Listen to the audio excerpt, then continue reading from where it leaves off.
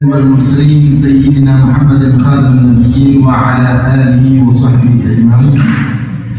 سبحانك لا علم لنا إلا ما علمتنا إنك أنت العليم الحكيم. رب اشرح لي صدري ويسر لي أمري واحلل عقدة من لساني يفقهوا قولي. أما بعد, alhamdulillah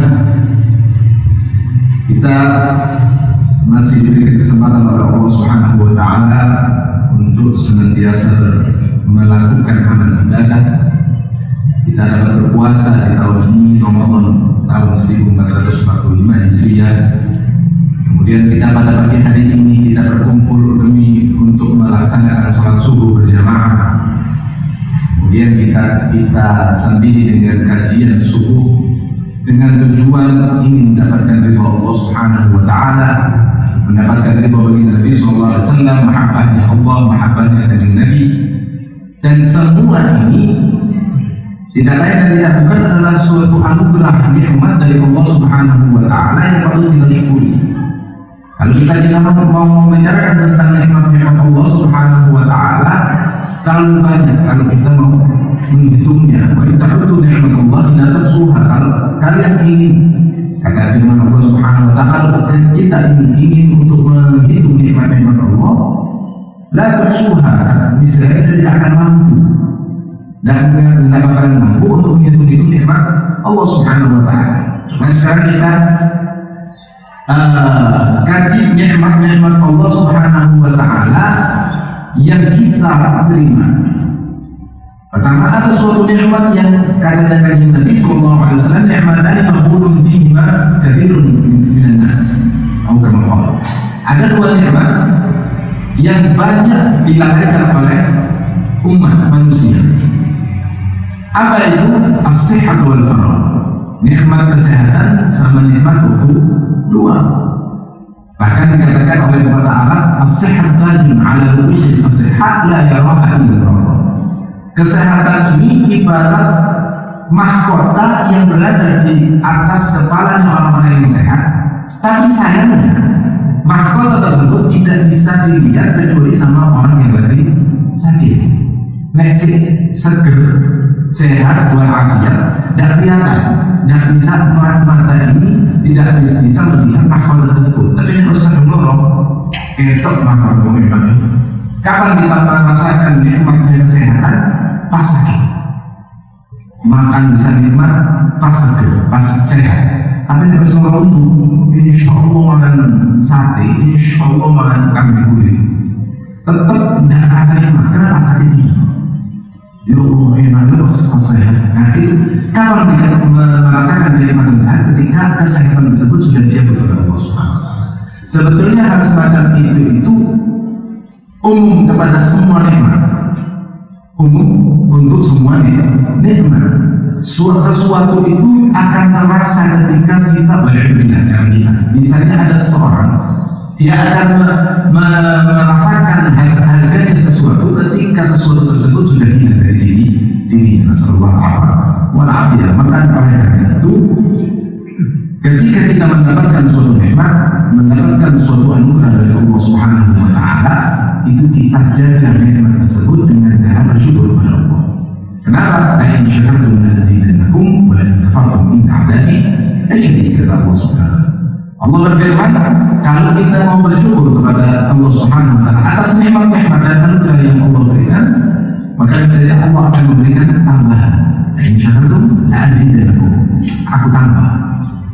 Wa la in kafartum, tapi kalau misalnya walhamdulillah ada orang yang memungkiri atau mengingkari, mengkufuri nikmat Allah Subhanahu wa taala, inna 'adzabi lasyadid, maka ketahuilah bahwasanya adabku teramat sangat pedih. Walhamdulillah, nasallallahu alaihi itu maksudnya nikmat pertama. Alhamdulillah kita diberikan kesehatan oleh Allah Subhanahu wa taala. Di tahun ini kita masih diberikan umur, diberikan kesehatan sehingga kita dapat melaksanakan amal salah satu dari rukun Islam, yaitu puasa di bulan Ramadan dengan tenang, dengan sehat, dengan semestinya. Tapi sayangnya ada beberapa dari saudara kita selama umat Islam masih berat untuk melaksanakan amal tersebut walaupun setahun sekali. Baik, itu kembali kepada nikmat yang lain. Dan nikmat kesehatan dan nikmat waktu luang. Ada suatu nikmat yang lebih besar daripada itu. Nikmat di atas nikmat kesehatan. Walaupun kalau kita mengkaji lebih luas masalah kesehatan, sejatinya ketika ada seseorang yang lagi dicoba oleh Allah Subhanahu wa Ta'ala, diberikan suatu cobaan berupa penyakit itu walaupun menurut sudut pandang kita, menurut kacamata kita adalah suatu hal yang negatif, suatu hal yang tidak enak, tapi di balik itu ada suatu hikmah yang kalau kita tahu itu akan berwujud suatu anugerah, suatu nikmat lain.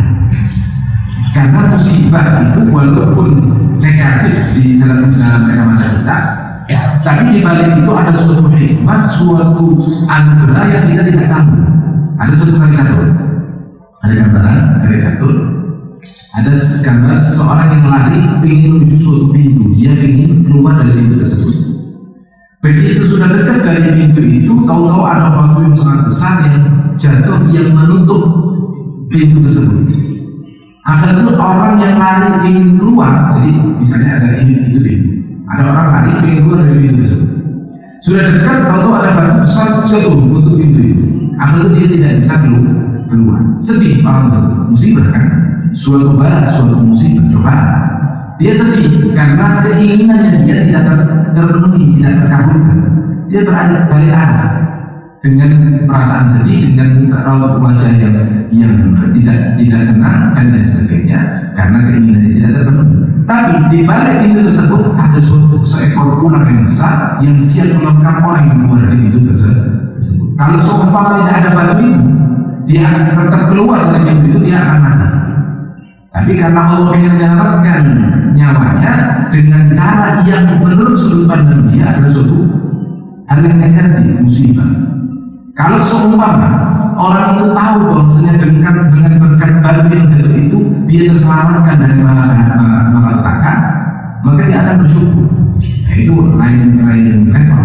Makanya orang-orang para kekasih Allah Subhanahu wa Ta'ala, para salaf, para ulama, para masyayikh, mereka yang tahu hakikat apa yang dikerjakan oleh Allah Subhanahu wa Ta'ala, mereka selalu bersyukur. Apapun yang mereka terima, baik itu menurut sudut pandang manusia positif, negatif, mereka akan bersyukur semuanya. Alhamdulillah, alhamdulillah, sering-sering mengucapkan alhamdulillah, sering-sering bersyukur kepada Allah Subhanahu wa Ta'ala. Kembali ke permasalahan, ada suatu nikmat yang lebih daripada nikmat sekedar nikmat kesehatan atau nikmat waktu luang. Apa itu? Nikmat hidayah dari Allah Subhanahu wa Ta'ala. Karena nikmat hidayah ini suatu nikmat yang amat sangat mahal, yang tidak semua orang mendapatkan. Dari sekian miliar manusia, sekian triliun dari zaman dulu sampai sekarang, tidak semua orang mendapatkan nikmat tersebut. Alhamdulillah kita semua yang ada di sini sudah mendapatkan nikmat hidayah. Nikmat dijadikan kita sebagai orang Islam, memeluk agama Islam. Kita mampu untuk mengucapkan kalimat syahadat la ilaha illallah Muhammadur Rasulullah. Ini suatu nikmat yang sangat besar. Makanya dikatakan di qasidah Miftahul Jannah la ilaha illallah, kuncinya surga itu kalimat syahadat la ilaha illallah. Orang kalau pengen kunci surga,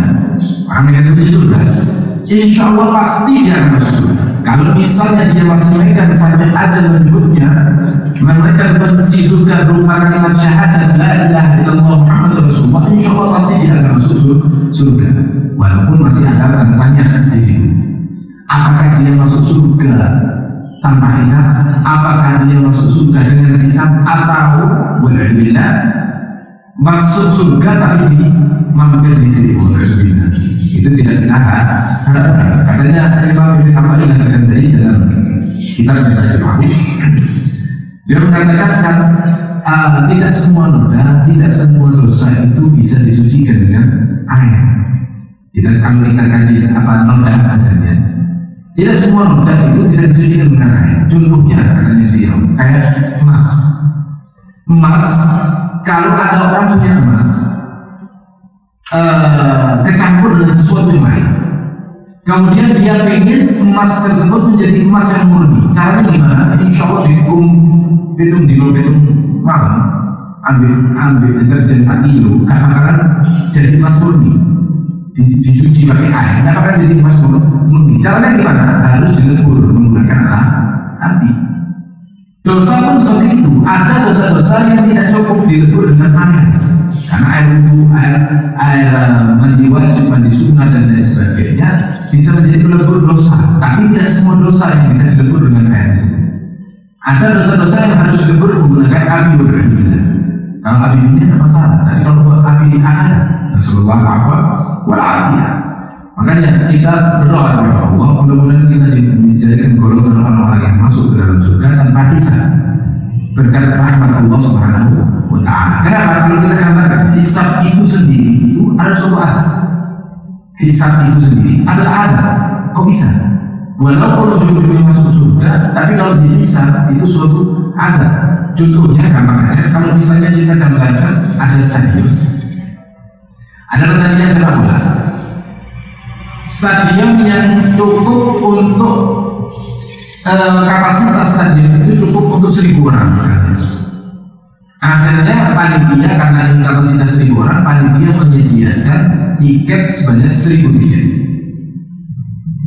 Kemudian ada seseorang yang nanti ingin beli tiket, dia berada di urutan ke 999 dengan kapasitas tiket 1.000. Dia berada di urutan 999 dan masih dapat tiket karena masih di dalam kuota, ya kan? Tapi kalau misalnya dia ngantri di urutan ke 999, justru yang hari berdiri maju satu persatu dan sebagainya, itu suatu siksaan. Walaupun nanti di ujung cerita dia dapat tiket dan bisa masuk ke dalam stadion, tapi tetap siksaan. Apa? Alhamdulillah kalau ada orang berdiri di urutan ke 1027 misalnya, sudah ngantri lama-lama, panas, maju sampai itu maaf tiket sudah habis, bisa masuk akhirat itu keluar oleh kita. Lain ceritanya kalau misalnya ada orang dinaikkan di mobil yang mewah ber-AC, tidak ikut antri, langsung dimasukkan lewat pintu VIP, masuk stadion tanpa harus antri beli tiket. Alias kali ini untuk gambarkan orang yang masuk surga tanpa harus melalui jalur hisab. Apakah ada? Banyak. Bahkan kalau Imam Zainal di Maulid Tibanya, beliau meriwayatkan suluh ummati dakhala al-jannah bila hisab.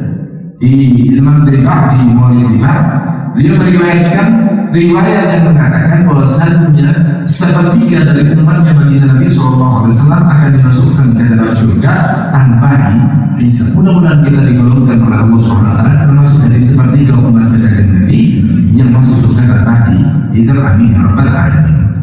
Bukan cuma kita dan keluarga kita sama famili kita ikut andil dalam hal tersebut. Kok saya nggak pantas gitu. Kalau kita memandang dari amalan kita, memang kita tidak pantas. Bahkan sabda Nabi SAW, tidak ada satu orang pun di antara kalian, kata Nabi, yang masuk surga karena berkat amalan rendah. Wala sahabat, wala anda ya Rasulullah, dasar penjaringan ya Rasulullah, wala anda, hatta anda, illa an yatahammadani Allah birahmatihi au kama. Tapi Allah sudah mencurahkan, meliputi diriku dengan rahmatnya. Jadi seseorang ketika dimasukkan ke dalam surga itu karena rahmat Allah Subhanahu wa Ta'ala. Oh berarti kau sahabat, amalan yang kita perbuat, amalan yang kita lakukan, amalan ibadah yang kita lakukan itu tujuannya untuk memancing rahmat Allah Subhanahu wa Ta'ala, menjadi umpan memancing rahmat Allah. Kalau misalnya mancing, tidak pakai pancingan, tidak pakai umpan, tidak pakai jalan, tidak pakai jalan, kita bakal dapat ikan cuma di pentok lautan. Iso muncul di warna tidak, mustahil. Secara logika mustahil. Tapi semakin banyak persiapan orang memancing, sedia kapal, sedia jalan, sedia jaring, sedia umpan, sedia pancing dan sebagainya. Semakin banyak yang dia sediakan, semakin besar potensi dia untuk mendapatkan ikan. Begitu pula Allah Subhanahu wa taala, semakin banyak umpan, semakin banyak amalan yang dia perbuat, usaha yang dia kerahkan, maka semakin besar potensi dia untuk mendapatkan rahmat Allah Subhanahu wa taala. Yang dengan di kemudian hari rahmat tersebutlah yang memasukkan dia ke dalam surga. Kemudian ini nikmat hidayah. Makanya sebagian orang banyak dari umat manusia ini yang tidak mendapatkan nikmat hidayah tersebut. Kalau yang tadi kita contohkan sudah menteri lama, ternyata dia tidak mendapatkan tiket, nunggu hisab lama, tersiksa di padang mahsyar, disuruh nunggu dan sebagainya, kemudian berbeda-beda. Ternyata dia tidak tergolong orang-orang yang mendapatkan kunci surga berupa kalimat syahadat la ilaha illallah Muhammadur Rasulullah. Akhirnya dia berbeda masuk ke dalam api neraka. Siksaan api neraka ini tidak sama dengan siksaan dunia. Kalau siksaan di dunia itu lama-kelamaan ketika ada seseorang berbeda disiksa di satu tempat yang sama dengan siksaan yang sama, lama-kelamaan yang akan terbiasa dengan siksaan tersebut. Misalnya ada orang dipukul sakit, dipukul di tempat yang sama dengan pukulan yang sama, sakit. Semakin lama semakin hilang rasa sakit itu. Kenapa? Itu baru di dunia. Satu. Kedua, di dunia kalau seumpama alhamdulillah ada orang yang di amputasi atau nasallallahu alaihi dipotong anggota badannya, terpotong, kemudian potongan badan tersebut disiksa di depannya dia tidak akan merasakan sakit. Kenapa? Karena sudah putus hubungan. Karena sudah putus. Tidak ada, walaupun di siksa depannya dia tidak merasakan sakit karena sudah terputus dari badannya dia. Ini hukum dunia, tapi hukum akhirat berbeda. Siksaan api neraka, ketika anggota badan sudah terlepas, ketika disiksa dia tetap merasakan kepedihannya, siksaannya berbeda. Satu. Kedua, sesuai dengan firman Allah Subhanahu wa taala, "Fadhuqu falan nazidakum illa 'adzab." Semakin hari tidak ada tambahan kecuali rasa pedih, kecuali siksaan berbeda. Jadi sakit, pukul sakit, dipukul lagi lebih sakit, dipukul lagi lebih sakit, lebih sakit terus, berlipat ganda. Dan itu sampai kapan? Selama-lamanya, bukan 1000 tahun, bukan 1.000.000 tahun, bukan 1.000.000 tahun, selama-lamanya. Kalau misalnya ada batasan, insya Allah 1.000.000 tahun, insya Allah 1.000.000 tahun, masih senang. Dikatakan orang ahli neraka yang kekal di neraka. Kalau dikatakan sampai di neraka 9 tahun, masih senang. Kenapa? Masih ada pada akhirnya. Oh iya, nanti setelah 9 selesai. Walaupun tersiksa, tapi masih ada harapan. Tapi tidak, dikatakan khalidina fiha, selama-lamanya, tidak ada batas akhir. Ngarepok, walhamdulillah. Jadi disiksa selama-lamanya dan setiap bayar mereka untuk selama-lamanya. Tidak ada batas akhir, terus, tidak ada lagi, terus. Walhamdulillah, sallallahu alaihi wasallam. Cuma satu ujian, la ilaha illallah Muhammadur Rasulullah. Ya, makanya itu apa-apa lagi katanya ulama yang yang namanya neraka ini mana ain ra'at wala udhun sami'at wala khatar 'ala qalbi bashar. Segala sesuatu yang pernah kita lihat dahsyatnya, apalagi sekarang zaman atau ada film musik neraka, Allah a'lam bihawat. Segala sesuatu yang pernah kita lihat, sedahsyat apapun yang kita lihat, separah apapun yang pernah kita dengar tentang cerita neraka, atau yang pernah kita terlintas dalam hati tentang neraka, ketahuilah aslinya jauh lebih daripada apa yang pernah kita lihat atau kita dengar atau kita bayangkan.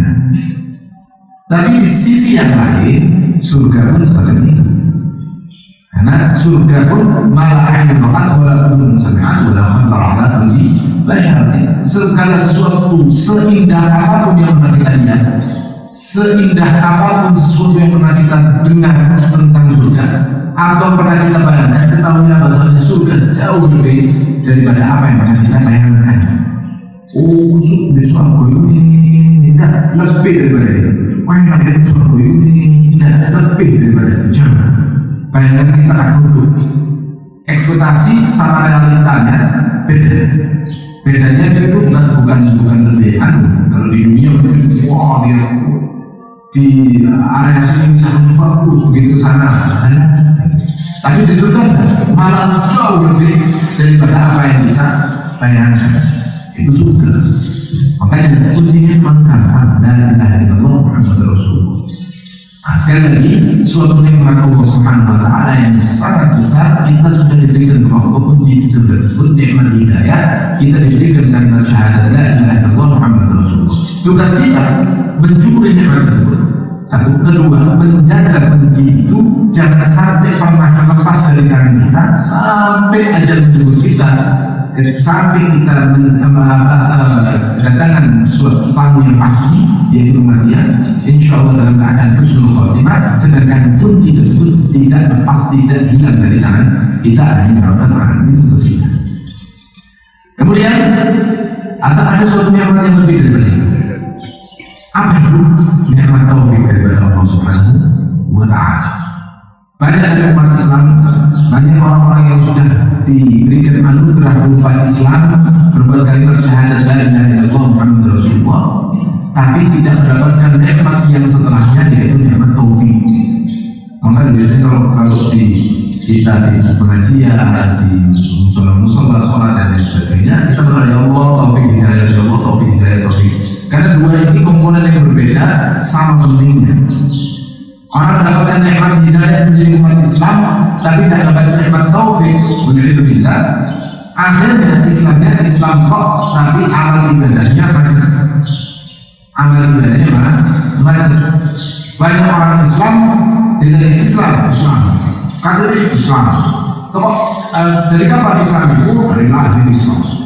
Masya Allah, sembahyang Kurai karena Allah buat dari dia. apa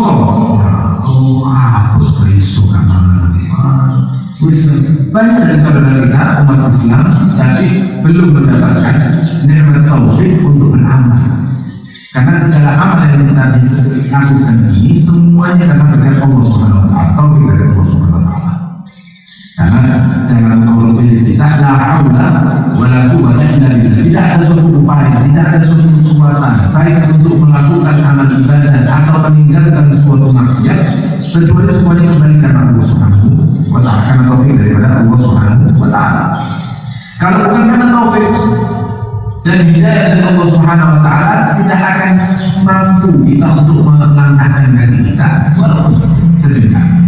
Sekarang hadirnya kita di majelis ini, sholat subuh berjamaah, kemudian hadir majelis ini, masya Allah, tabarakallah. Jarang-jarang lihat suatu masjid apalagi kosong sampai ramai ini, masya Allah, tabarakallah. Masjid An-Nur, insya Allah menjadikan cahaya kita baik di dunia dan di akhirat. Amin ya rabbal alamin. Kita bisa hadir di pengajian, kita bisa hadir di sholat jamaah di masjid dan sebagainya, itu sebagai taufik daripada Allah Subhanahu wa taala. Kalau bukan karena taufik dari Allah, insya Allah rumahnya sampai masjid, insya Allah takmir masjid misalnya, tapi bukan masjid An-Nur. Misalnya ada masjid gede, masya Allah takmir, rumahnya takmir ini sampai di masjid. Tapi kalau dia tidak mendapatkan taufik dari Allah Subhanahu wa taala untuk beramal, untuk hadir kajian, kan mau langkah satu langkah keluar gitu, tidak berat. Karena taufik dari Allah Subhanahu wa taala. Jadi dari sekian banyak umat Islam, alhamdulillahnya kita ini masih diberi oleh Allah Subhanahu wa taala untuk diberikan nikmat taufik demi menghadiri pengajian, sholat jamaah dan lain sebagainya. Sedangkan di luar masih banyak saudara-saudara kita sama umat Islam masih belum mendapatkan kesempatan tersebut. Ini yang patut kita syukur. Alhamdulillah saya dipilih dari Gusti Allah. Alhamdulillah aku ini dipilih dari Gusti Allah supaya hadir, supaya sergap, supaya sholat jamaah, supaya puasa Ramadan, supaya ikut pilihan Allah Subhanahu wa taala. Kalau misalnya bukan karena pilihan Allah, kita ya sama dengan saudara-saudara kita yang belum mendapatkan nikmat taufik. Tapi PR kita yang perlu kita garis bawahi, jangan sampai nikmat taufik yang telah diberikan oleh Allah Subhanahu wa taala kepada kita menjadikan kita ini lalai lupa dan oleh kita. Jangan sesekali kita merasa diri kita ini lebih afdal daripada orang lain. Oh, aku rapi. Apa? Aku rajin sembahyang, aku rajin ibadah, aku rajin belajar pengajian. Itu fulan, itu anda. Itu suatu hal, suatu virus, suatu penyakit yang harus kita lawan. Kalau tidak kita lawan, bahaya. Ini suatu bahaya karena bisa menggugurkan amal ibadah, menggugurkan ganjaran yang kita bina, yang kita bangun. Percuma bangun, tapi habis itu kita lupakan Rasulullah. Jangan kita Rasulullah. Misalnya ada seorang yang bangun rumah yang megah sudah jadi, tahu-tahu dibom. Percuma. Buat apa? Ngentekno umur, ngentekno usaha. Setelah usaha, gara-gara ada suatu penyakit yang diremehkan, akhirnya penyakit tersebut bisa menggugur dan merusak semua yang telah orang itu bangun. Makanya jangan sesekali kita merasa diri kita lebih afdal dari orang lain, merasa diri kita ini aku nabi ada ya. Makanya bilang katanya ulama salaf, la yaqulu inni salih man qala inni salih huwa salih. Barang siapa yang mengatakan aku nabi, aku soleh, aku masya Allah, fahuwa salih, maka dia ini berarti sejatinya orang yang jelek, orang yang jelek. Kenapa? Karena maling kalau singa maling. Nek maling kalau aku nabi, kenapa? Dia berusaha untuk menutupi sejati dirinya. Alhamdulillah, kita yang lebih tahu dengan diri kita yang lebih paham, lebih mengenal diri kita daripada orang lain. Walaupun orang lain saat dunia muji kita yang lebih tahu dengan diri kita. Kita diangkat sama orang lain, dihormati sama orang lain, diakurkan dan lain sebagainya, tapi kita yang lebih tahu, lebih kenal dengan diri kita. Jadi jangan sampai junjungan atau penghormatan orang lain itu menjadikan diri kita lupa diri, lupa data, sampai meremehkan orang lain. Walaupun kita melihat ada saudara kita sama umat Islam, insya Allah dalam lembah maksiat, misalnya kita siang-siang melihat saudara kita muslim gak puasa siang hari terus mabuk-mabukan ambil cuti misalnya, lihat depan mata kita jangan sampai terlintas dari kita, oh ini aku lebih afdal daripada ini, oh ini apa ini gak simpan ya gak ini aku saudara itu. Jangan sampai. Ada satu cerita, ada seorang nabi sebelum baginda Nabi SAW berjalan sama salah satu muridnya yang top, yang masya Allah, yang soleh, yang rajin, yang selalu bersama Nabi tersebut. Pada suatu hari berjalan berdua, papasan sama seorang yang top player dalam masalah maksiat, berjekpol. Ketika seorang Nabi dan sahabatnya dan muridnya yang masya Allah ini berjalan kepada sama satu orang yang berhubungan dengan maksiat, dengan dosa, si orang yang berhubungan dengan maksiat ini ini Nabi, seorang Nabi. Kita nggak usah bahas Nabi di atas sudah tingkat tinggi.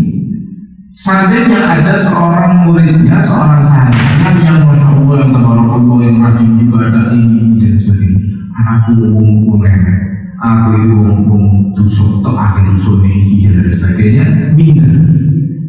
Kemudian dia sekarang tidak apa sebuah ruh, aku menciprakan barokah mereka. Terus tak ada salah menciprakan barokah. Itu di dalam hati orang yang ahli maksiat. Sedangkan si murid yang masya Allah ini juga memiliki rasa hati ketika melihat orang yang bejat tadi, dia merasa ya stop ini pakai maksiat ini, aduh meremehkan orang tersebut, meremehkan, merasa jijik sama maksiat itu. Ngali yang mau dalam hatinya, bukan ucap, dalam hatinya. Subhanallah, Allah menurunkan wahyu kepada si Nabi tersebut diberikan wahyu oleh Allah Subhanahu Wa Taala. Kullahuma, katakan untuk mereka berdua, istighfar amal. Mulailah amal dari nol. Kalau di SPBU dimulai dari nol. Alias apa? semua dosa orang yang berjasa tadi dihapus oleh Allah SWT berkat intisannya dia, berkat memidernya, berkat ketawaduannya, berkat kesuntuhannya dia, tawadunya dia, mindernya dia dan sebagainya. Dosa-dosanya semua diampuni oleh Allah SWT mulai dari nol. Dan begitu pula sama muridnya Nabi tadi yang Masya Allah amal ibadahnya banyak dan sebagainya, digugurkan oleh Allah SWT dimulai suruh mulai dari nol. Gara-gara meremehkan, merasa dirinya betul, merasa dirinya soleh, merasa dirinya lebih utama dan lain sebagainya, meremehkan orang lain, akhirnya menggugurkan amalannya seluruhnya. Nasallallahu. Makanya ketika ada orang, misalnya kita merasa diri kita itu, diambil salah satu pelajaran dari kisah ini, ketika diri kita ini merasa keabi, ngerasa diri kita ini banyak maksiat, banyak dosa dan lain sebagainya, jangan kecil hati, jangan minder untuk kumpul sama orang-orang soleh, hadir kajian, hadir majelis taklim, hadir majelis dzikir, majelis maulid, majelis istighfar, majelis ini, majelis itu dan lain sebagainya. Jangan minder. Kenapa? Karena dengan hadirnya kita di majelis khair semacam ini, insya Allah mudah-mudahan majelis kita adalah termasuk dalam majelis khair, itu sebagai pelebur dosa, sebagai pencuci. Makanya karena setan ini, alhamdulillah setahun Ramadan kalau setan, alhamdulillah Ramadan kalau setan saya itu, tapi setan saya mau saya jadi setan ku dua binatang nanti warna soal setan saya duit kakek tok orang setan saya kita mau moto setan saya kita moto ini sing kendayangan dan anu kata budal kata nabi kata masjid kata kamera SSJ ini udah bawa di sini. Ini setan sing makan rawon ada di sini sing suwe ada di sini ada masyarakat ada jagongan nggak sampai terawih kuyuran dan sebagainya gara-gara tertipu dengan godaan alam. Baik, kembali ke masalah. Makanya dikatakan setan itu tidak rela ketika ada seseorang yang berumuran dengan maksiat untuk melebur maksiatnya, untuk melebur dosanya. Makanya di sini sampai sopo, sampai dengan kata itu sebenarnya sampai dengan kata yang ada kajian, kata kumpul lebih anu, kata maulidan, kata ini dan sebagainya. Ojo sampai ini, sopo sampai kata itu sampai mau ngejar tinggi, kata kumpul lebih ngomong api-api. Sopo, mindernya dia duduk, ini salah. Ini keinginan setan itu memang ingin dia untuk duduk, jangan sampai jalan, jangan sampai dia menuju tempat-tempat tersebut. Tapi kalau dia lawan, nggak karena aku itu wong gak kenal, karena banyak maksiat, banyak salah, banyak yang benar, aku hadir majelis, aku hadir pengajian, aku hadir maulidan, hadir dikiran dan sebagainya. Tujuannya hadirnya kita di majelis semacam itu pelebur. Hadir toh, duduk, umurkau berada di dari suhu, duduk toh, insya Allah gak apa-apa dengan khusyuk misalnya, tetap mendapatkan nggak luput dari rahmat, nggak luput dari anugerah Allah Subhanahu Wa Taala. Dapat melebur dosa, apalagi kalau hadirnya kita embel-embeli dengan niat-niat yang tulus, niat-niat yang karena Allah Subhanahu Wa Taala, niat semakin banyak kayak kita hadir di sini semua. Antara satu dengan yang lain belum tentu ganjarannya berdua.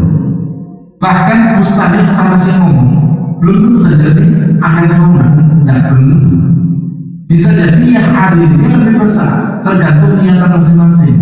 Nah Allah niat wahai Rasulullah mudah-mudahan kita dijaga oleh Allah Subhanahu Wa Taala. Kalau misalnya insya Allah orang tapi niat tidak ikhlas, percuma. Kan itu apa kan anjaran, pewakil, usulan. Ala kulli hal, maka dengan Allah al-afwa wal afiyun kita diberikan rasa ikhlas, dan senantiasa diikuti dengan taufik hidayah, istiqomah dan sifat ikhlas untuk Allah Subhanahu Wa Taala. Duduknya kita, semakin banyak yang kita terapkan, semakin banyak ganjaran yang kita raih, semakin banyak ridho Allah, rahmatullah yang kita kumpulkan. Nah itu semuanya sekali lagi kembali kepada nikmat taufik daripada Allah Subhanahu wa Ta'ala. Ada suatu nikmat yang lebih daripada itu. Nikmat taufik lebih daripada nikmat taufik. Nikmat yang sangat besar yang dikatakan bahwasannya sangat besarnya nikmat itu ada seorang nabi, yaitu Nabi Allah Musa alaihi wasallam yang ingin dapat nikmat itu. Nabi Musa dengar nikmat itu ingin dapat. Ya Allah ingin dapat nikmat itu karena dia ingin Gusti Allah. Ngarap ingin dapat nikmat itu dari seorang nabi, seorang rasul, seorang ulul azmi. Ini bukan sembarang nabi. Nabi Musa termasuk 5 nabi pangkat tinggi. Ulul azmi yang cuma 5 top. Bagi Nabi SAW, Nabi Allah Ibrahim, Nabi Allah Musa, Nabi Allah Isa, Nabi Allah Nuh. Nabi Musa termasuk dari 5 ulul azmi. Beliau minta memohon kepada Allah untuk dapat nikmat itu dan tidak dikasih. Sedangkan kita tanpa kita minta, kita sudah mendapatkan nikmat itu. Apa itu? Nikmat dijadikan kita sebagai umatnya kanjeng Nabi Muhammad Sallallahu Alaihi Wasallam. Ini nikmat yang sangat besar. Ada yang muslim kita juga sudah bertanya, dia akan harus digunakan karena umat ini kata kita dijadikan umatnya sebaik-baiknya Nabi, kita ini digolongkan sebaik-baiknya umat. Ketika Nabi Musa mendengarkan keistimewaan umatnya kanjeng Nabi, beliau minta, ya Allah jadikan aku umatnya Nabi tersebut. Sama Allah dari ijazah. Sedangkan kita tidak seorang pun di antara kita yang mengajukan proposal CV kepada Allah Subhanahu Wa Taala, ya Allah ingin terima dengan di awal. Tahu-tahu brojol pokoknya hidup di tahun sekian, sekarang tahun 2024 kita otomatis menjadi umatnya kanjeng Nabi, dipilih oleh Allah Subhanahu Wa Taala, dijadikan sebagai umatnya seorang Nabi yang paling awal, paling utama, paling mulia, yaitu Nabi Muhammad Sallallahu Alaihi Wasallam. Ini suatu anugerah yang besar. Kita ini berkatkan yang Nabi, kita ini mulia. Saking mulianya umatnya kanjeng Nabi, walaupun kita ini umat yang terakhir, kita nanti di surga, di akhirat tidak diperkenankan sebuah umat untuk masuk ke dalam surga sebelum umat kanjeng Nabi. Kita termasuk insya Allah. Ketika mau masuk surga, umat siapa? Umat Nabi Musa mundur. Umat siapa? Nabi Nuh mundur. Umat siapa? Nabi Fulan mundur. Umat Nabi Muhammad. Ayo masuk. Setelah kita umat kanjeng Nabi masuk ke dalam surga, baru umat lain menyusul. Padahal kita umat terakhir, umat yang paling pendek umurnya, umat yang paling kecil makanya. Kalau kita dibandingkan sama umat-umat terdahulu, posturnya kalah, umurnya kalah, tingginya kalah, tapi kita lebih mulia, kita yang lebih utama, lebih dimuliakan dan lebih diagungkan oleh Allah SWT daripada umat-umat sebelum kita. Berkata bahwa kanjeng Nabi Muhammad Sallallahu Alaihi Wasallam itu suatu anugerah yang sangat besar karena kanjeng Nabi, makanya dia dukung dengan apa yang diutarakan oleh Imam Busiri di akramal rusulikunna akramal umami, karena berkat kanjeng Nabi umur kita ini kalau dibandingkan sama umur umat terdahulu jauh. Kata Nabi umur umat ini maka yang sedih wasabri awal umurnya umatku ini kisaran antara 60-70 tahun. Yang lebih daripada itu bonus. Bonusnya apa? Oh, fulan ada yang sampai 100 tahun ya, berarti bonusnya sampai 30 tahun bonus. Tapi bukan itu standar. Standarnya umur umatku kata yang tadi antara 60-70 standarnya. Tapi bukan berarti pasti sampai 60. Nah, banyak dari yang kita lihat kabar-kabar, info di media sosial dan sebagainya, orang masih umur 20-an, masih bahkan masih balita, ada yang masih kanak-kanak, ada yang remaja, meninggal dunia. Karena masalah umur ini masalah yang misteri, tidak tahu kita umur kita. Yang kita harapkan kita berusaha bagaimana caranya ketika ajal menjemput kita, insya Allah dalam keadaan husnul khotimah. Nah, kalau kita berkaca dengan masa sebelum kita, kalau seumur ada suatu riwayat Ada seorang nabi yang berjalan melalui seorang wanita yang menangisi suatu kuburan. Menangisi suatu kuburan. Ada wanita yang ibu nangisi suatu kuburan. Nabi lewat, ada seorang nabi lewat, bukan Nabi Muhammad, ini zaman dulu. Ditanya, ditegur, ini Allah wa'ala nasihatnya riwayat. Ini riwayatnya yang berbeda seperti itu. Ditanya sama Nabi tersebut, wahai ibu, kenapa kau menangis? Yo, aku nangisi anakku sebelum ini meninggal saat padahal saya lucu-lucu nih. Saya lucu-lucu nih, wes meninggal kasihan, katanya ibunya. Ditanya sama Nabi tersebut, berapa umur anakmu yang masih lucu-lucunya itu? Berapa? 200 tahun. Lucu nih. Nah, zaman saya ini orang 100 tahun lucu kan? Kelucuan. 100 tahun dibilang masih lucunya. Dikatakan sama Nabi, wahai ibu, sampai tahu. Nanti di akhir zaman ada sebuah umat yang misalnya umurnya cuma 60-70 tahun. Gak sampai 100, apalagi 200. Kaget ibu ini. 60 tahun, ini naik 200 tahun lucu-lucu nih. 60 tahun, 70 tahun, sedih mungkin ya. Tapi walaupun usia kita ini dibandingkan sama usia mereka yang pendek, tapi kita memiliki beberapa poin, beberapa amalan yang bisa berlipat ganda ganjarannya sampai bisa mengalahkan umat sebelumnya. Salah satunya malam Lailatul Qadar yang dikatakan khairun min alfi syahr. Satu malam yang lebih afdal dari 1000 bulan, sekitar 80 sekian tahun. Itu amal ibadah. Jadi kalau pas malam Lailatul Qadar, amal ibadah itu dilipat gandakan kayak melakukan amal tersebut selama 80 sekian tahun. Padahal satu malam ganjarannya sangat mudah. Tapi bukan berarti golek Qadar sing lain malam-malam lain enggak. Sekarang kesempatan bulan Ramadan amalan ibadah dilipat gandakan. Amalan fardu itu sampai 70 kali lipat, amalan sunnah ganjaran kayak ilmu amal wajib itu kesempatan. Nah, itu salah satu alasan kenapa Allah menyembunyikan malam Lailatul Qadar supaya kita sebagai umat yang ini mau beribadah senantiasa setiap harinya berusaha insya Allah ini sedikit sangat ibadah.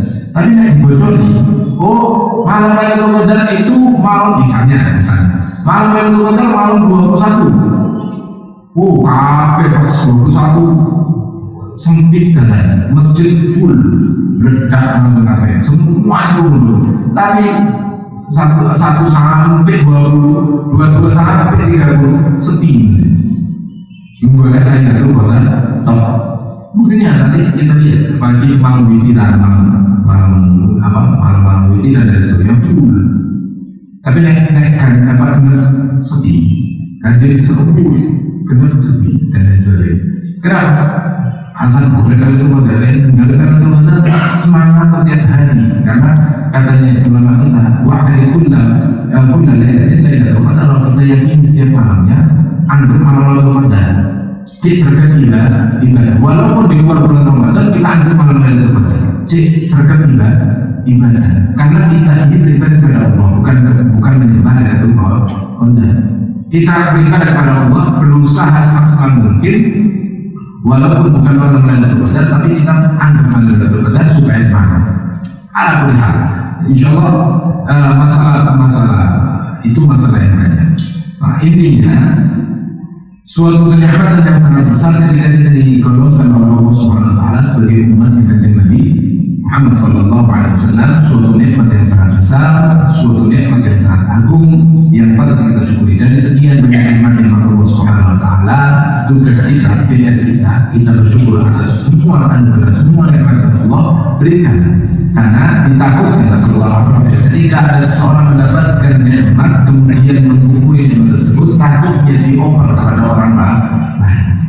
Fulan sudah dikasih nikmat, tapi nikmatnya tidak disyukuri, diambil, dipindahkan kepada orang lain. Rasulullah SAW. Mudah-mudahan kita senantiasa diberikan anugerah taufik, hidayah, inayah, istiqomah, ikhlas dan lain sebagainya, semua anugerah Allah Subhanahu wa taala ditetapkan dalam diri kita, keluarga kita, sanak famili kita, tetangga-tetangga kita, teman-teman kita, semuanya orang yang kita cintai. Mudah-mudahan berkatnya Nabi sallallahu alaihi wasallam, berkatnya bulan Ramadan, berkatnya para aulia, para sholihin, semuanya kita mendapatkan pandangan rahmat dari Allah Subhanahu wa taala khususnya di bulan Ramadan ini, sehingga kita dalam melaksanakan amal ibadah dengan hati yang tenang, dengan ikhlas, dengan mendapatkan ridha Allah, ridha bagi Nabi sallallahu alaihi wasallam, mahabbahnya Allah, mahabbah bagi Nabi sallallahu alaihi wasallam.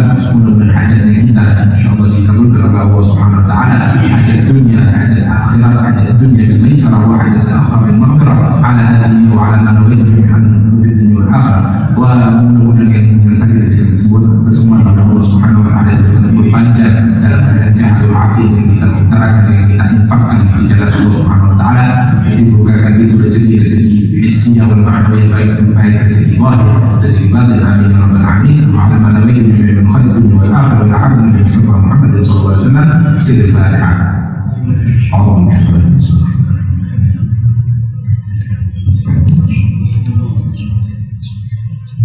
اللهم حل هذا العبس بهذا وسلم على الفاتحة أجمعين وتب علينا إنك تواب رحيم وقل لنا وارحمنا فإنك الرحيم. صلى الله على سيدنا محمد وعلى آله وصحبه. الحمد لله رب العالمين. Sekian dari kami, kurang lebihnya mohon maaf. Wabillahi taufiq wal hidayah. Wassalamualaikum warahmatullahi wabarakatuh.